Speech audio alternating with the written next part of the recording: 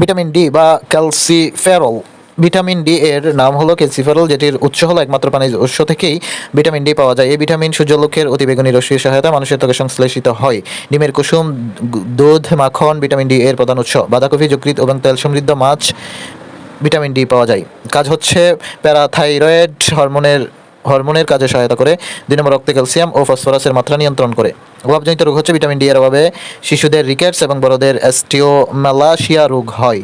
Rickets হলো পায়ের হাড়গুলো বেঁকে ধনুকের আকৃতি পাওয়া, এবং অস্টিওমালাসিয়া হলো হাড় থেকে ক্যালসিয়াম ও ফসফরাস ক্ষয় হয়ে হাড় নরম এবং দুর্বল হয়ে যায়। Vitamin E. ভিটামিন ই বা টোকোফেরল। টোকোফেরল হলো ভিটামিন ই, যেটির উৎস হলো সব ধরনের উদ্ভিজ্জ ভোজ্য তেল, বিশেষ করে পাম তেল ভিটামিন ই এর উত্তম উৎস। তাছাড়া শস্য দানার তেল যেমন কর্ন অয়েল, তোলা বীজের তেল, সূর্যমুখী বীজের তেল, লেটুস পাতা ইত্যাদি ই এর উল্লেখযোগ্য উৎস। কাজ হচ্ছে মানবদেহে ভিটামিন ই হলো অ্যান্টিঅক্সিডেন্ট, যা ধমনীতে চর্বি জমা রোধ করে এবং সুস্থ ত্বক বজায় রাখে।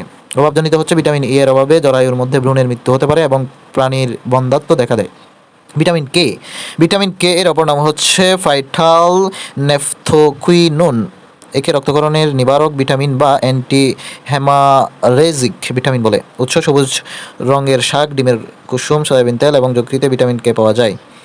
কাজ হচ্ছে রক্ত জমাট বাঁধতে সহায়তা করে, মানবদেহে অভ্যন্তরে ব্যাকটেরিয়া তৈরিতে সহায়তা করে। রোগ ক্ষত স্থান থেকে রক্ত পড়া বন্ধ হতে চায় না, অর্থাৎ ভিটামিন কে এর অভাবে ক্ষত স্থান থেকে রক্ত পড়া বন্ধ হতে চায় না।